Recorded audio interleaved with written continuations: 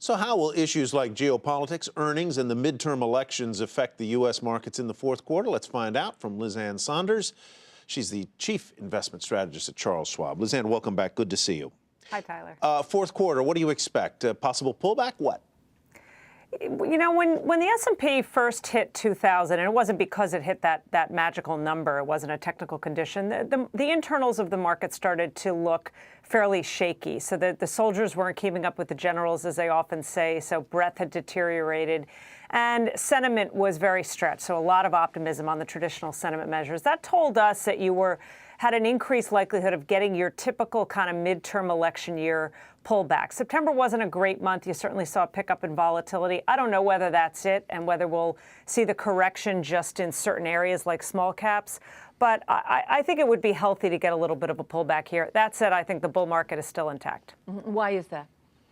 Well, first of all, I think what started 5.5 years ago was a secular bull market. Now, that doesn't mean you don't have corrective phases, but all of the conditions that have been in place prior secular bull markets were in place this time. We haven't built anywhere near the excesses in the economy or really in the stock market that tend to precede bear market type pullbacks. So corporate earnings are still moving higher. Leading indicators are still moving up. Capital spending is just starting to pick up. So most of those excesses, and you can look at the same thing on the leverage side, on the debt side, are not in place right now. That's why I think any corrective phase would likely be just that, a pullback in an ongoing bull market. Let's talk about the strong dollar for a moment, Liz Ann. It hasn't been this strong for this long in quite some time, and that can pinch the earnings of multinationals. Have we started to see that? What will you be looking for as the earnings reports start to come out this month?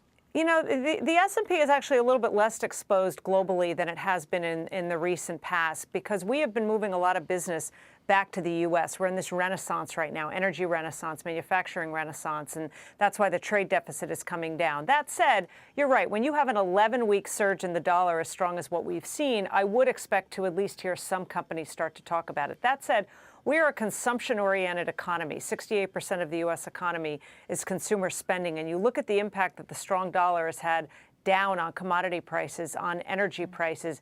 It is a net big positive for not only the U.S. economy but also for the stock market. I think we're in a similar environment as we were in the 1990s, where the dollar will go up and so will the stock market. Listen, let me ask you this. At Charles Schwab, you are obviously in touch with a lot of individual investors, many of our viewers. Number one is, what kind of feedback are you getting from them in terms of investor confidence, investor sentiment?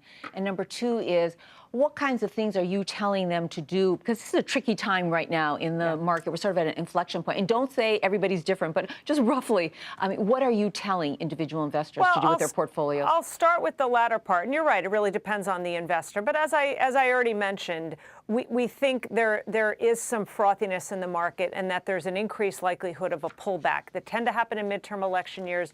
More likely than not, it's probably a buying opportunity. So depending on where your allocation is, it could be seen as an opportunity. You know, the midterm election year, I think, is a tricky piece of this. And I think that's what you normally get. Actually, the average pullback in a midterm election year is 18%. I don't think we're going to get that again. I think it's an ongoing bull market.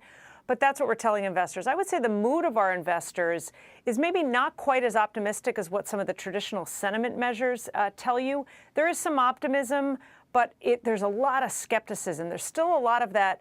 All right, I'm in the market, but I'm looking for the next shoe to drop. Tell me what the risk is. What's the next thing that's going to come around to surprise us? So there's a lot of wariness for the downside, and I think that's a good sign that this wall of worry that the market likes to climb is still intact. Liz Ann, great to see you again. Liz Ann Sonders with Charles Schwab.